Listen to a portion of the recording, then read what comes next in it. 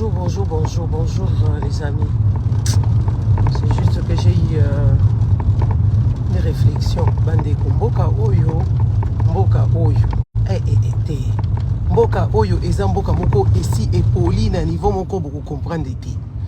Okukuta ba président immoral, ba ministre immoral, ba député immoral, ba sénateur immoral, ba directeur d'entreprise de l'État immoral.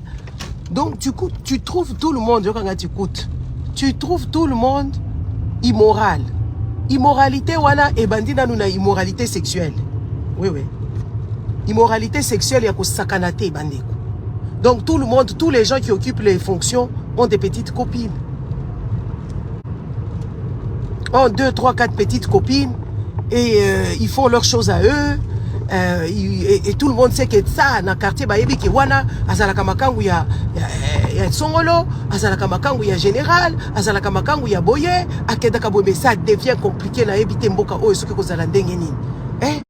Ozo mboka mboko ezanga exemple mboka moko batu bazangi bazobanga impunité te. Sikoyo bazosala ba immoralité na bango wana ba komi sikoyo ba grand fakwa ba grand miyibi po ba entretenir basi wana na kati na mboko ya l'État. Batou moko vraiment c'est pas croyable. Mboka oy et puis babanga na bango te. Oh mama leki Mama leki. Gros bisous à toi. Batou moko babanga kate. Bayoka kasoni te. Batou moko bakanisa kate. Donc bango soki basali ba makambu na bango wana ba immoralité, bazomona ngo kutu keza lokumu. Bazomona ke oui ezandenge wana makambu fo ezala. Genre au monde dans le quartier penza batu nyonso bayebi ke wana petite fille wana azaka makango général, mama wana nani ayaka kuna soki ya ministre boye et tout ce kenda ke zonga ki mboka batu ndenge nini. To yebi na bamboka mususu soki ozo comment on appelle ça, si tu occupes de fonctions de l'État, tu dois la moralité surtout oh ya ba sexuel wana et il faut landelango ba ko landelo yango. Et ça, bateau va perdre ba misala pour akenda ki ka aza célibataire qui kolala kana homme marié. Oui, général moko ya nani, comment on appelle ça, il y a ba américain ba longola kaye boye. Mais comment vous expliquez ces genres de choses? Et les gens ils sont très contents, les gens ils sont heureux de vivre dans ces désordres. Moi je me pose la question, est-ce que structure ba congolais penza bito eza bien? Il y a un problème. Si quand général moko boye azaki ko bimana basi non, moi si, bah filmer hier, à ce moment-là, que bazoko filmer hier, moi c'est moi ce qu'à faire chanter, à bibi si ma vidéo général à qui a bomi boutou. Yo général, qui ko boma moi si wana. Bozaki ko sala makambuna bino kuna, mama goda na bino obo sepela kanango. Siko yo, ok ko boma moi si wana, pourquoi boma ba Rwanda te? Pourquoi kendaka na bunanga na te? To so bisebino ke mboka oneza pourri, vous pensez que c'est une blague? Quand on vous dit cette nation est ce qui maudite, je commence à me poser la question, est-ce que ça vaut la peine de continuer à éveiller ce peuple qui ne comprennent rien? Et puis, tout d'ailleurs, il y a beaucoup de choses, mais bino bozo se terbino banani, banyama, batou. Moi, je me pose la question, franchement, c'est pas croyable. Okokuta bango bazako yiba mbongo ya l'État, bazako sakana na mbongo ya l'État, bazana kibolole moko, oya muto ako comprendre te. Comment est-ce que les gens peuvent en arriver là et comment est-ce que les gens peuvent avoir ces genres d'imagination? Yango kokuta bango, batuana, bazana muyibi oyo neti, bazaba kleptomane, bazaba miyibi avec une à outrance, donc ils volent pour s'octroyer 300 maisons, pour s'octroyer 25 maisons, et ceux qui 40 maisons, et puis ceux qui a salé à vendre, ayabi kutusu banda kwango ite. Likolo ya immoralité, ya kimuyibi, na qui impudicité, ceux qui a ndenge nini. Bon, moni babiloko bachabino na mitubo, comme qu'on vivre en go, hein. Et en plus de ça, quand tu les vois, leurs femmes à la maison, ce sont des chrétiennes, Sainte-Nitouche, qui rentrent dans jeûne et prière, et des choses comme ça, et des histoires qui font juste peur au dos, d'entendre et de voir les gens qui se comportent de cette manière-là. Ça devient compliqué, le gars. Ça choque, hein. Ça choque de voir un pays avec autant d'immoralité. Et personne n'a honte. Et ça ne choque personne et les gens vivent. Et ce qui est quand même encore plus étrange, c'est de voir les gens qui quittent la diaspora. Oh, petite sœur d'Angaza à la moi moutunaye, à moi moutunaye, à ça qu'à la présidence, petite sœur d'Angaza à la moi moutunaye. Donc là, il y a un coquin de bakologe, bah tambousa kingai, bah liesa kingai. Mais moi, je trouve ça dégueulasse et dégoûtant. Je trouve ça dégueulasse et dégoûtant. Je ne sais pas, hein. Naïebité, hein. Mboka ou batu baza ko sambela, mboka batu baza ko mela masanga, mais mboka wera on dirait comme Sodome et Gomorrhe. Moi, je commence à me poser mboka ngo on dirait description au babesa batu ya Sodome et Gomorrhe. Yango wana te. Hein? Il y a personne qui ne connaît pas Zamba héros ya tiko lukanini soki babomi kuna ubia koi kuna na nyango koyeba na malili. Ndele pa bazaka na makamu na bango ya bango mokola mukika na tongo kiko tambola na kati ya Zamba boye, hein? Soko koi na ravin.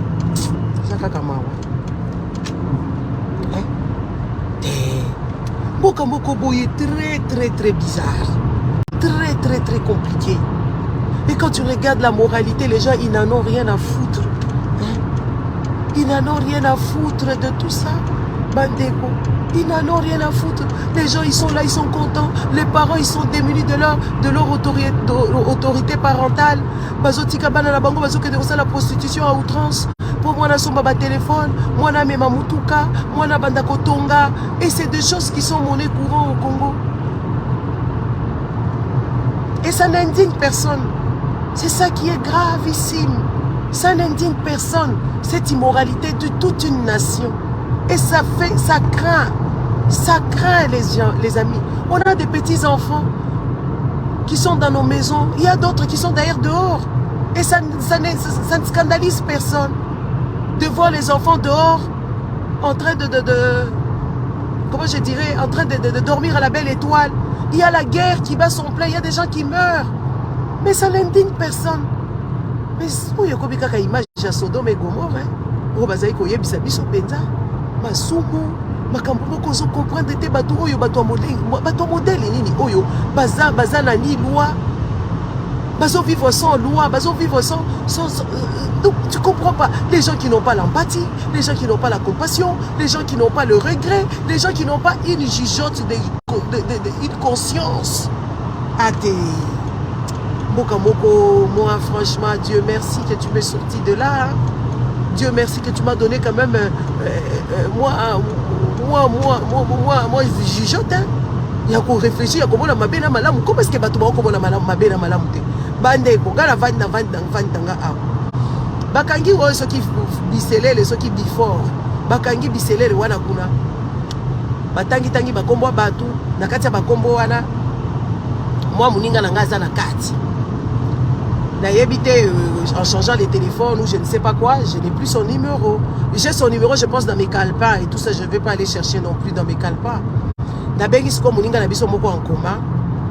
Na yebisi benga muninga wana yebisi ba kokanga eda ampe soki yepe azamu yibia yebenga ye ngasko la ngana tala état d'esprit ya ba congolais muninga na yebisi na bi omoni muninga oyo bazana ba problème oh bango ba yebi kutute o ba problème ni gabi yo yebite ke bakangi before soki before biselele bakangi ye ya lobi bakangi ye bakangi pour la nini gabi bakangi ba makambo ya bakare minyene expliquer moi ndambo tout ça lobi dai na bisko benga muninga na biso wana yebisa ye apakata na fete kala bi yebisa ye apakata yoka réponse ya muninga en commun lobi dai sia bakanga ye yo deko na bi bakanga ye degedi na bi bakanga ye abi batu wana batu babe bakanga ye oyebi kingana zakala mo ba makambo nangeza iko simba awa depuis bango bakoma na pouvoir na bango wana ba blokanga ye bakanga ye sala kitoko bakanga ye kabina ya boyende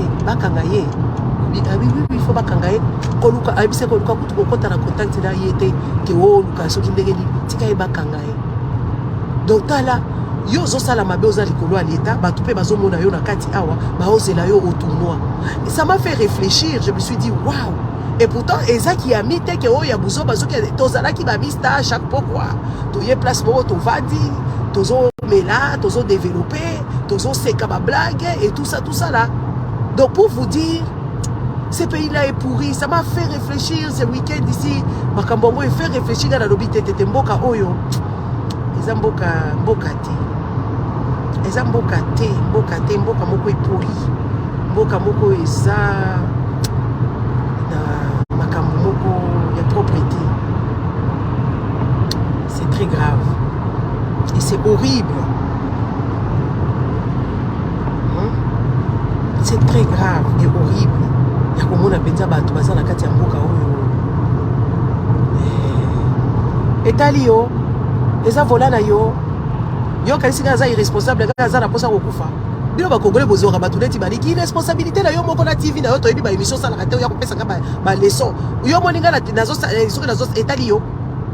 Longo nga kuna. Allez dégage. Nazo sala oui, na yebi pourquoi nga moko nazo sala. Yo moninga za muto liboma. Dégage ici. Ça la live ya nini? Etali yo. Live osala na mbeto eza mabeba Congolais ba bizengisi oyo osala na ndaku na yo olatite ponso sala live oza salite osala na mbeto na yo osali na mbeto mutu nini asala ka live na mbeto siko bolingi nini yango ale longa kuna na ba nini ya débat wana ba commentaire ezanga tina wana ya buzoba nchor ndoki imbécile yo kasi ga za leti biro ça la live etali yo so na kufi yo ba parana yo na yo ko perdre ni nyango imbécile allez dégage là-bas nyo so se pedi sarabilo te banyama oh mboka la bino zo ko kete ko s'occuper la mboka la bino ça la live ça la live na vola yo moninga na sibi téléphone ou bien yo moninga na zota la écran au moni te que na zota la nzela imbécile dégage moi là-bas nyonso esepelisaka bino te banyama surtout ba oyo babizengi oyo bazalaka kuna bazalaka soki balukaka soki bakamunini oyo bayaka kosala barebaka 2 balles ezanga ntina na mutu na makolo oke kosala na salle de bain osali na salle de bain oke kosala na salon ozolakisa bakiti ozosala oke kosala olali na chambre ozolakisa na chambre live nini mutu asalaka na chambre et tout ça bayebisa pesaka na manuel ya live pesaka manuel ya live babengi yango live pesaka manuel ou bien pesa ka mode d'emploi. Oh, vous avez dit lobela ba mwanza boy poani. Pour ba Congolais. Nyo se pesa ka binote parce que vous avez des cœurs tordus. Ba mitema ya tordu. OK l'aéroport. On sali yo voyager, on sali boyer, yo voyager, on sali live, yo voyager et laisser bisoter. Finalement bolingi nini. Oh, est-ce que kaba ibisa bilo na po boko ba parana nga bo ba opesa kaba riba kezanga tina na mutu na mako. Oh, ça va tout est. Yo moninga na zo conduire sans à l'air. Oh même pas. Yo moninga na zo sala bêtise ao. Ba ibisa ka za inconsciente. Dieu. La live la mutu na fioto. Yo ba ibisa ka za na temps kaka nyoso ya kovandela ka bino wana ba nosala bino ba live boya ko tala nga dia de na bino. Tala garçon pam pam so ki garçon so ki nanya ngona yebi. Pesaka bato bakanda déjà za na bakanda pape Jean-Paul azoke soki pape Jean-Paul abato azwa succès pape François azokende na Congo bakamati babandi ko bongisa mboka ba bongisa ki ako te Congolais abutu te pardon Congolais te Congolais abutu te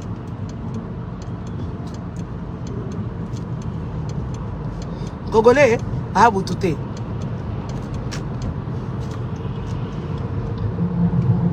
takabilobe là Pape Jean-Paul azke kuna papa oyo soski François azoke de kuna na Congo oyo kopela le Philippe akendaki na Mathilde bakendaka kuna babongisa ki boka moko ebongaka kaka te dans le désordre boka ebongaka kaka te François azakoya de babandi ko bongisa mboka. Comment vous expliquez cette mentalité? Cette mentalité c'est une mentalité qui est ancrée depuis longtemps. C'est la mentalité qui a pris de temps. Oh, babilo kwa kitoko, ceux qui bapaya baye, ne bapara babadi ko skola ba vitre, ceux qui bapara bapaya baye, ne babadi ko bimisa basani, ceux qui bapaya baye, ne babadi ko lamba bilo kwa kitoko, de tout le jour comme ça. Non, non. Jamais où tu vas entendre ce genre de choses dans tout le monde entier, tu n'entendras jamais que oui, songolo azakoya, ne babadi ko clean mboka, clean ngo mboka ba ki ko clean kaka place o bango moko mi yibi bavanda. Dobilo boyi baka mbongo boye baka ta ko bongisa place bovanda raté. Jamais tu vas entendre que oui, awa commission européenne yaka awa. Jamais koyoka que oui bakangi balabala po bapaya bazako ya bani kaka balabala ou quoi que ce soit. Non, batu bakenda ki na Davos awo. Boya ki na Davos kuna que oui, bango bazokende kuna nde sikoyo babanda ko bongisela bango balabala. Non, jamais de la vie. Et là, quand on Davos va se plaindre que oui, quand il y a ces sommets-là, il y a des jets privés, et ça, la pollution, dans la qualité de vie, que oui, pollution dans l'air, et tout, et patati et patata. Mais comment vous expliquez ça? Comment vous expliquez ça? Et vous venez me faire moi des débats, des balles, genre, aux fiototo. Fiototo, fiototo, la bino, oh, bazo sakana la bino kuna. hein ba fiototo ba vandi na Congo wana bazoke de ko bongisa mboka pona ba paya pona mupaya aya komona. Est-ce que pape wana pape François a cause l'impressionner la salité wana salité likolo a salité bo tutu wana soki ba benga ngo mbindo hein ndako za ata so bobongise ko bonga nango te mboka eza ya kotonga mabien te mboka eza nga urbanisation botala ka mutema ya bato mboka oyo bato bakufa ki na ba mai awa équipé bango te mais bazo se préoccuper François ya François s'en fout il faut que tout François ya kokuta modèle bango ba bebi saka mitu ya ba congolais ti lelo ba congolais bakoma komema ba cerveau na bango na maboko ekwei na mabele bazongisi yango na mutu. Mais oui, c'est ça, que c'est comme ça que je définis ces choses là-bas. Hein? Si les Congolais, azozwa cerveau na loboko et quoi y est, asukoli angote azogi sango na mutu et puis Congolais azoka nsaza mutu. C'est ça, c'est eza musala ba catholique. C'est quoi batu bazui ba relais eza ba bizambinzambi. Oui. Boke de kobenga François. Boye ko bola kisaye bututu oh bala kisa batu que oui, errer les pauvres parce que les pauvres il faut vivre à peine en salité. Hein? C'est ça la définition. Parce que les pauvres, ils prêcher, errer les pauvres et ils seront au paradis. Mais oui, ces Congolais, ils attendent d'aller vivre au paradis. Moi, je ne vois pas pourquoi est-ce que ces gens, ils sont en train de se poumonner. Ces Congolais, ils iront vivre au paradis. C'est là-bas.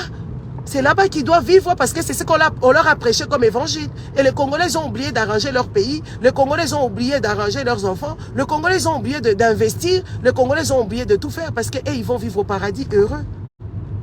Au monipe batu mususu so diza ba nommé wana ba jekoko wana azo côté le misabata le bolo kota biloko ngo bo bwaka ngo wapi biloko ngo ba bwaka ngo wapi hein biloko ngo ba bwaka ngo wapi il faut to banda ko tourna parce que ce n'est pas croyable.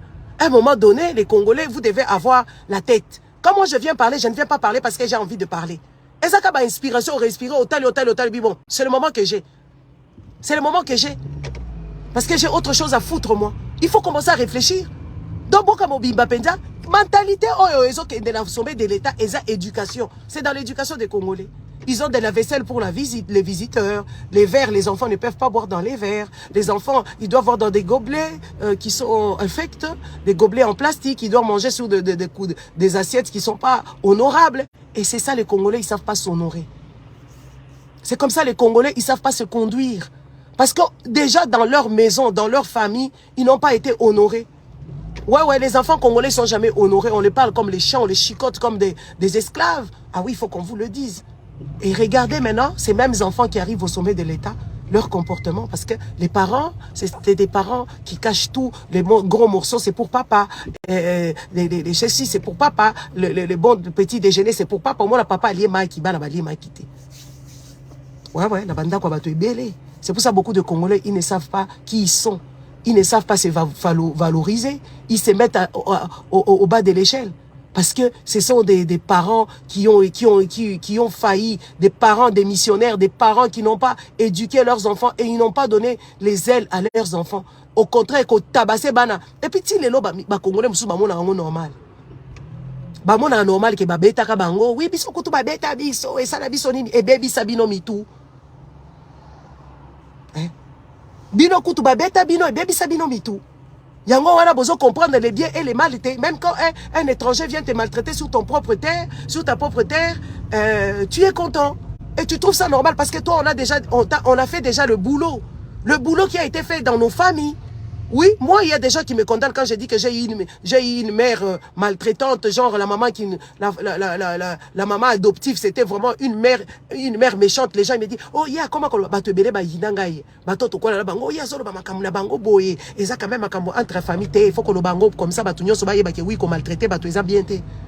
Oui, bah maltraiter biso makasi. Na koloba na part na nga ba mususu na koloba na part na bango te. Ba maltraiter biso makasi pas maman. Maman moi c'est un nom qu'on a biso. Azalaka maman moko très méchante. Mais ba Congolais ils parviennent même pas, même s'ils sont indépendants, ils restent toujours à la laisse. De dire ko aza moi na sali saka bango quand même té. Ko sali sa yete po anyokola yo. Ba Congolais faut botika.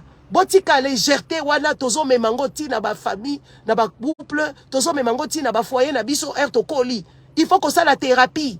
Il faut qu'on bango comme ça ebima. Maman maltraité qui oko aider yete et comme nini yango comme oyo au pesier du susumbata. Oh aza wana yoka kasoni, ayoka kasoni ce qui a moninga leti na bonga. Bon na edaka bango kaka tu n'as pas le droit. Tu n'as pas le droit de lui donner, c'est interdit. Ouais, chacun doit payer de ses actes. Oui, oui, bah Congolais, bah comprendre ma Cameroun en zolo bata. Ils vont pas comprendre parce que les Congolais, ils sont légers. Ouais, ouais. Les Congolais, ils dénoncent rien. Les Congolais, ils sont contents d'être dans cet anonymat en tant que maltraités. Les Congolais sont contents qu'on les ait frappés. C'est pour ça, en fait, même l'État ne vous considère pas parce que le boulot a été déjà fait. Le boulot est fait déjà par l'État et pas dans les familles. Et l'État va faire son truc. L'État vient commencer à se préoccuper de François. François Moutouali, il y a le Vatican, il y a le Bassan, il y a or. François, il y a le Vert, il y a or. François, il y a le Makamunaye, il y a Moko. François, il y a le Makaye, na Mukongo. Ce qui est le même Mukongo, Bamemi, c'est quoi? Il y a le Congo pour Bossali, Bokende Bongisi, et ça, la Nini, ce Bongisi Babalabal. 2 jours après, Bongisango. Lobby, nango, ce qui François a accueilli Boussoto, wane zoni. Et puis, Basali, interdiction, Moutoko, t'en a gombete. Hey! Ah, t'es maliki, ça la passe. Non, on comprend des tests que gaz à penza. Bon, na yebité. Ma kamoumussou, tozotala, otali bateau, lobby, mais est-ce que bateau bazo comprendre les enjeux? Kala bateau bazaki kolobate. Biso tozo zo abu pepe, awa to koti mu pepe, to bimi mu pepe, tozo loba. Et là, koboyaka komona kaka, oh yo, oche maquillage te, madafaka. Yo, oh, yo zakutu boye, fiototo, yo moko. Neti nga na tongo, nabimi mbangu ya kosakalate. Nati kabana na classe, na sala boye, na keko tanda, soki ko sala, soki ndenge nini. Na banda ko chela bilo, ba maquillage, chaki maquillage te, ye mwana mwasi wana kanisa kandenge nini. Nga na za kitoko yango na chaka maquillage te.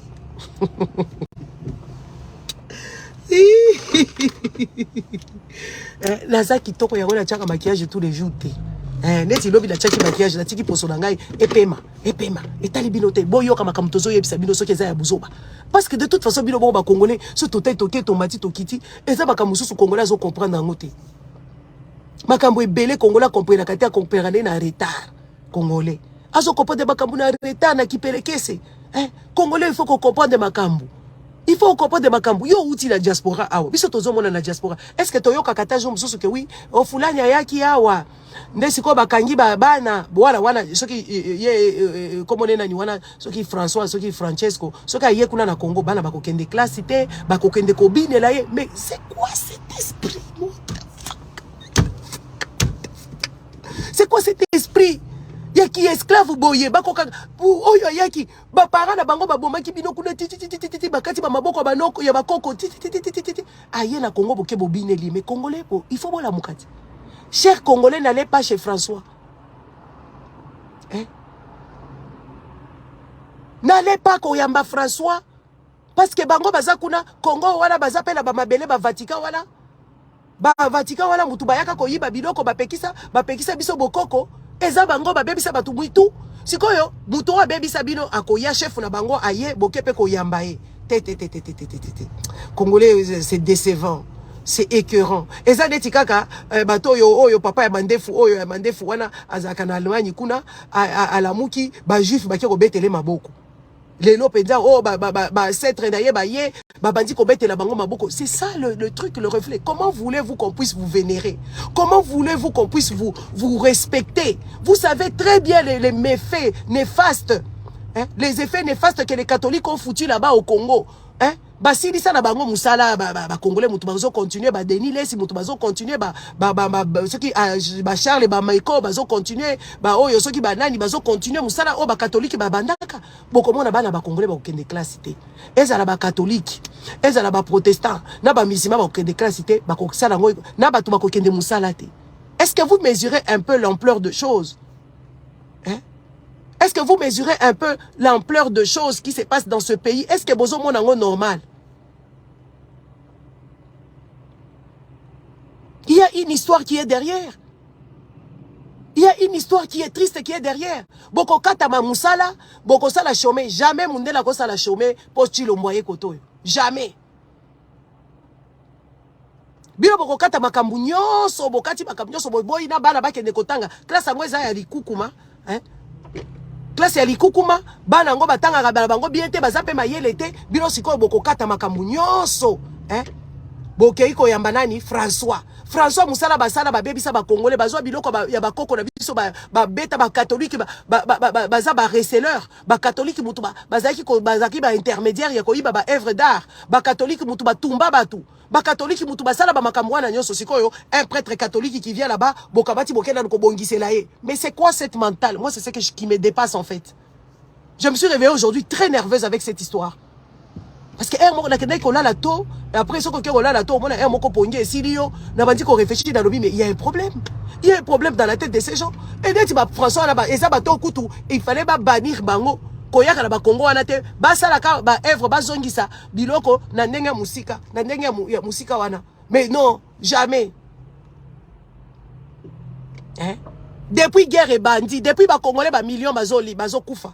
Hein? Depuis des millions de Congolais sont en train de mourir. Est-ce que Boyoki Bango va dénoncer? Tout le monde y a dénoncé Makamou Pape Nabino Wana François. Azo dénoncé Makamou ba Ukraine. Bazo dénoncé Makamou Nyonso. Si quoi eko ya kosala nini na Congo? Kota la musala modèle les osale ma ba Congolais baza kokufa. Comment les Congolais sont démunis de leur propre cerveau? Combien les Congolais ils sont abîmés? Comme ça va lui faire plaisir. Parce que moi je me pose des questions, je dis et puis quoi encore?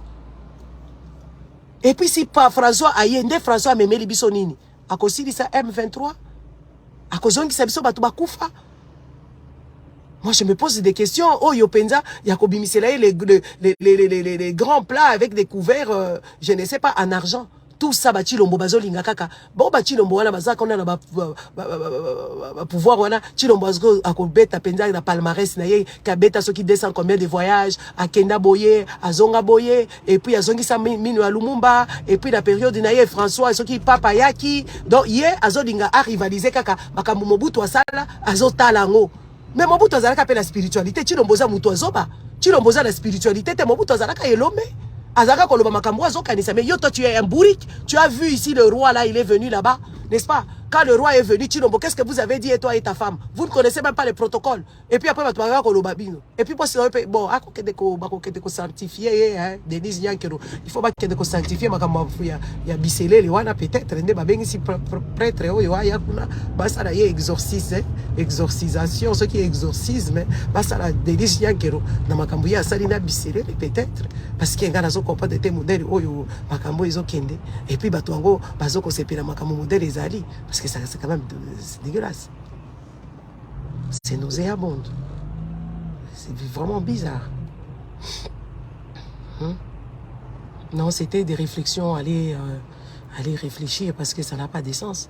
Ça n'a pas de sens. Makambo izo le kalambo kawana. Les gens la sens c'était les ambo kamoko avec des gens qui n'ont pas leur cerveau. Hein? Les gens qui n'ont pas leur cerveau, les gens qui ne réfléchissent pas, les gens qui ne raisonnent pas, les gens qui ne savent pas faire la part de choses, les gens qui ne connaissent pas la priorité. C'est quand même catastrophique et nauséabonde. C'est quand même une histoire de dingue. C'est une histoire à dormir debout et tu ne comprends pas. Tu ne comprends pas. Hein? Hein? Ah, maman Mimi n'a habité, hein? Après, il faut bénir mariage. Il fallait baser Anthony, peut-être Anthony Azobala. Mariage et Anthony, des prêtres et papes, invité, il y a bénir mariage et Anthony, tu sais que, parce que Fanny Abala qui, Denise, Babala, tu sais que, Dinandenga Kindoki, Yango Wana et tout. Mais c'est quand même très grave. C'est très grave et c'est juste, c'est énervant, c'est triste. De voir accompagner nos enfants qui devaient vraiment commencer à se réveiller aujourd'hui, à se réveiller mentalement, spirituellement. Mais quand on va expliquer à un enfant que les catholiques nous ont tués, ou les catholiques nous ont volés, les enfants là, ils vont dire quoi? Les enfants diront que oui, mais comment est-ce que vous accueillez les enfants normaux comme le mien? Ils diront, mais comment est-ce que le pape, il vient en toute... comment on appelle ça? En toute... impunité et tout ça là. Si ça coupe, ça veut dire qu'on continue en place où le réseau est atteint. Je ne sais pas, mais bon.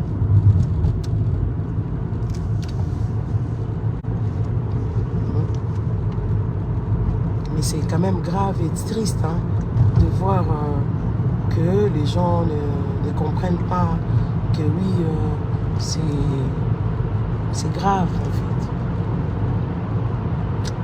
Bon, de toute façon, je dois arrêter parce que ça me saoule, en fait. Je ne veux pas penser à ça. Je vais m'aérer les cerveaux. Parce que c'est des choses qui te bouffent l'énergie. Et c'est des choses qui te laissent bouche bée. Je ne sais pas si tous les Congolais réfléchissent comme moi. Hein? Si tous les Congolais réfléchissaient comme moi, je pense qu'on serait plusieurs à être révoltés. On serait plusieurs à se poser des vraies questions et à se mettre vraiment à prendre le taureau par ses cornes. Parce que comment vous expliquez ça? Les gens, les Congolais, tout le jour de leur vie, vivent dans l'insécurité. Et puis, les Congolais sont chez eux, on leur défend de rentrer dans tel secteur et secteur parce que le pape y sera. Où vous avez déjà vu ça? Où vous avez déjà entendu ces gens? Mais ça n'indigne pas les Congolais, même les politiques congolais, comme ils travaillent contre le peuple congolais, ils sont heureux de faire ce genre d'imbécilité, et tout est patati et patata, ça devient... Et le peuple, comme le peuple est bête, parce que le peuple là, c'est tout bateau à TikTok, sur TikTok, on bête, on choqué, pour na choquer bango zo ba réflexion na obimisa bango na kati ya nazo kota na mitu na bango ba obimisa biloko bazakanisa kana mitu batu moko très complexé les Congolais du Congo parce que na TikTok ba Congolais wana bazé belé bato baza démunis de leur cerveau bato bazo vivre la pauvreté et tout ça bazé belé na TikTok siko gala obeta bango biloko modèle kuna na za vantar ba de ko regretter ngati na TikTok na vantar ya niveau na un avion na kina sali boye na ke boye na zui passeport na la kisi bango boye passeport passeport rouge yo kama Congolais. Oh, pourquoi tu t'es enorgueilli? C'est Dieu qui t'a donné. Kaka Dieu azala ki wala regarde zo ki passeport na gai yo ka tu as dû faire des sacrifices. Oui, effectivement j'ai dû faire des sacrifices. Quels sacrifices? Pas des sacrifices d'argent, chers Congolais. J'ai dû faire les sacrifices en n'ayant pas, en allant travaillant pour qu'on puisse te donner la nationalité. Il faut que tu puisses remplir l'ordre, il faut que tu payes tes impôts. Oui, c'est là où on va te donner. Il faut que tu aies un casier judiciaire vierge. Oui, j'ai dû faire des sacrifices. Ah oui, effectivement. Donc, gars, la TikTok, la avantage, vous avez choqué. Nous allons comprendre des étapes psychologiques à Congolais. Mais ceux qui ont eu des commentaires, ah non, j'ajoute toujours de l'huile. Je suis en train de rajouter de l'huile sur l'huile. Je rajoute encore et encore. Yoka ba Congolais. Ba ko regretter ngai. Vraiment, to regretter yo. Makaboza ko sala awa. Ozo ya kola kisa nini. Passeport yango yo. Esali nini. Yoku tu passeport bleu biso. Passeport bleu ya ba Congolais ko kende nango dili par ba deko na ngai. Passeport ya ba Congolais ko kende nango. Déjà pour ozwa yango eza problème. Passeport ya ba Congolais. Pour Zouango, ils ont déjà problème, ils ont problématique. Hein? La TikTok, les avantages, les amis, les avantages. Aujourd'hui, quand on a un commentaire et tikenga na quelle sauce na bakisi de l'huile sur le feu. Yo kabago babimi li sauce de tibanzoi. On a qui sont ça musendi, on a complexé koko la na pasi kabida. Oui, d'azo profiter kasi.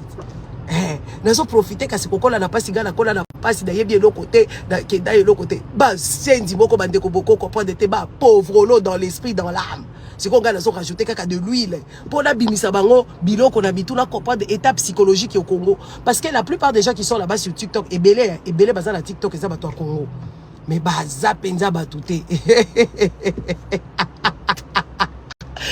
Mama leki amono, mama leki. Mama leki. Ah, tikara mama leki na ngai.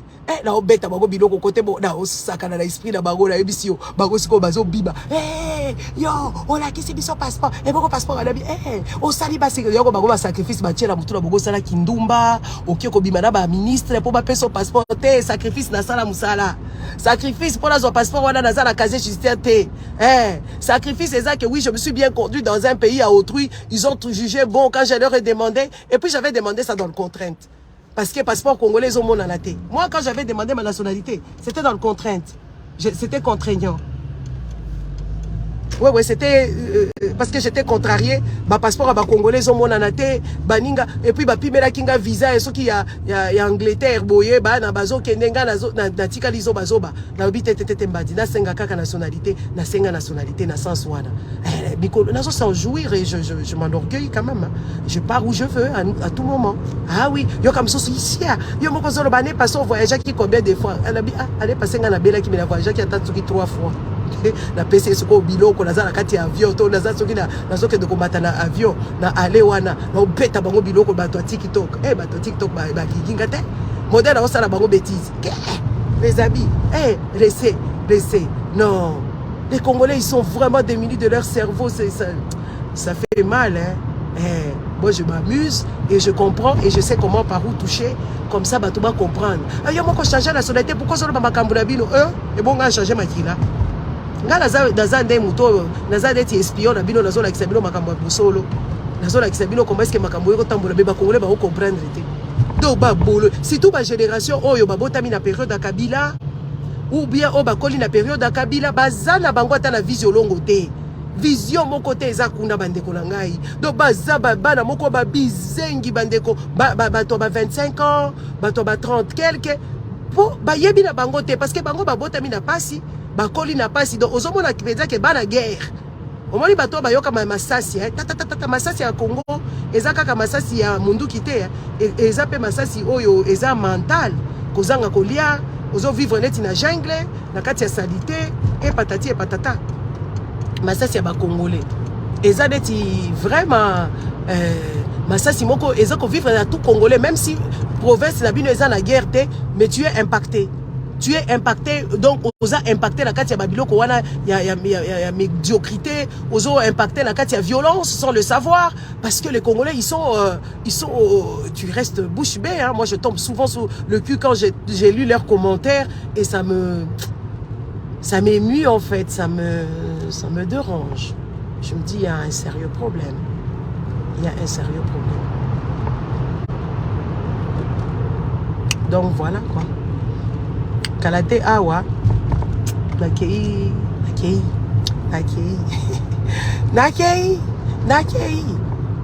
TikTok eza makambo awa na Facebook bazo bape bazalaka be ebele bazo comprendre makambo yango wana donc nakei nangai na tiki bino bonne journée mais bon il faut réfléchir il faut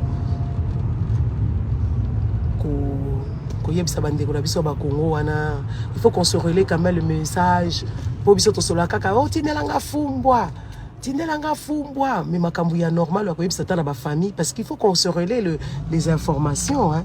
Il faut qu'on puisse relayer des informations parce que on ne doit pas continuer à vivre ainsi. Vous voyez, on ne doit pas continuer à vivre ainsi parce que il faut qu'on se relaie les infos. Biso tozoloba bino perso bozo sona bato Congo wana obandi ko yebisa bango moni boye obandi ko faire réfléchir bango malembe peut-être pas comprendre parce que c'est quand même compliqué pour biso tozaka erna koya wana ndeko na za na mbali ne député ya général Kasongo on général abomi fiwa abomi mutu général mobimba sa maîtrise donc bazozo bato maboma na kati ya armée place à go keza ba nini ya koboma bato ya zo bomba te place où il faut justice à ça la musala na ye te ye général a yebité au général ndenge ni do tala taba général ya ba Mobutu oyo to yebaka ba baramoto ba nzimbi bosi boyoka bango babilo ata soka sali eloko ngo akosala ngo na ndenge ke wi eyebana te ozomona batu moko boye ba lokoti bango soki na fulu nini ba ye wana bazosala makambo ba fulu botala taka songo makambo asalaka Kasongo asalaka musala te Kasongo aza mutu wa fulu bandeko na ngai quand tu regardes Kasongo tu te dis mais Kasongo oya uta wapi tozongise bisika uta Kasongo mutu wa fulu ya kosakana te Kasongo mais ba Congolais bazala bango kaka batu ya mukili mususu bazala kala cerveau na maboko ekoi balokoti ezana mazelo Moitu ekomi o balbengaka grain eza na kati ya mitu ya ba Congolais bebo to sala nini ezo sala passe ezo swa esa passe esa passe esa ika passe bona tiki bino ngana kina ngai makambo mususu on se reverra. C'était une bonne journée à vous tous, au revoir.